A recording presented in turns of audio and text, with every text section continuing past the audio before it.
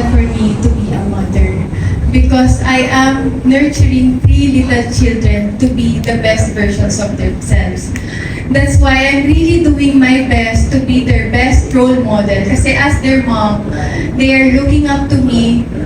I am their idol. I am their perspective na who is that person na i-idolize ko, and that's their mom. And for me, to be a mom is the crucial, po. Alright, thank you so much and congratulations in advance. Thank you, Sir Jay. Hi, Steffi. Congratulations from the ground, Philippines. So my question is, your fans and supporters have been observing your growing drive and competitiveness throughout the competition. So how about yourself? What kind of personal growth do you think you've attained throughout the competition? Being here in Miss Universe, I have so much, I've learned so much. My eyes open to many things, to many beautiful things.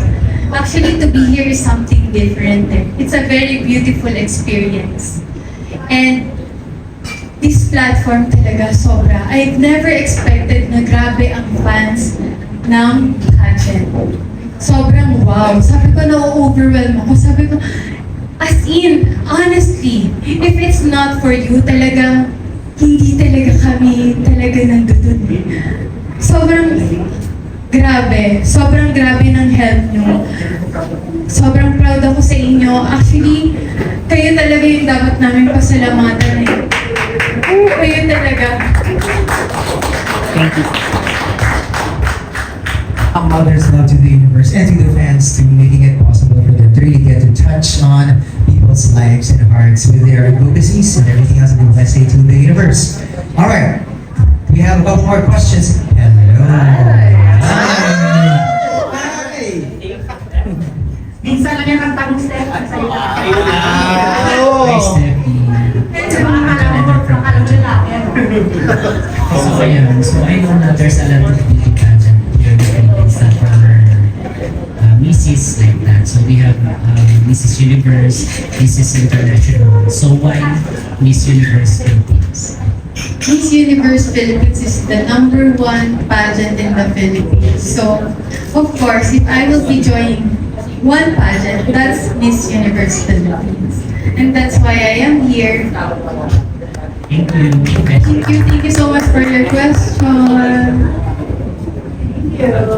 Oh, sir.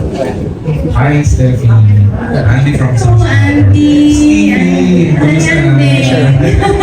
Ayun, so, ang question ko is pabalikan ko lang when mo na-decide na, I should join the Miss Universe talaga. And then, yung next question na, pang-diretso. Paano mo na-divide yung oras mo with your children at saka yung business woman, tapos yung pagiging Miss Universe ng Pilipino? Yun. When I heard that Miss Universe Philippines has already allowed mothers, that's when I decided to join Miss Universe.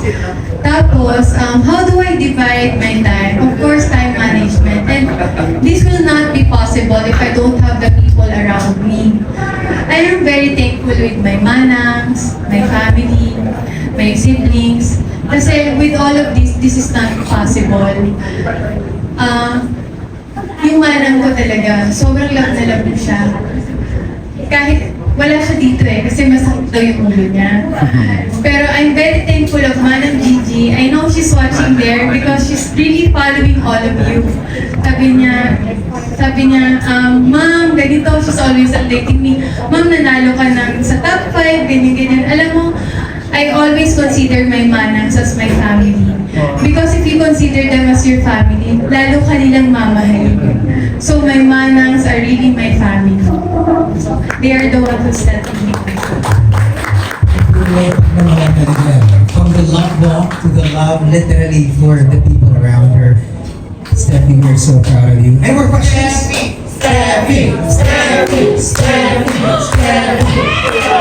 I think introduction.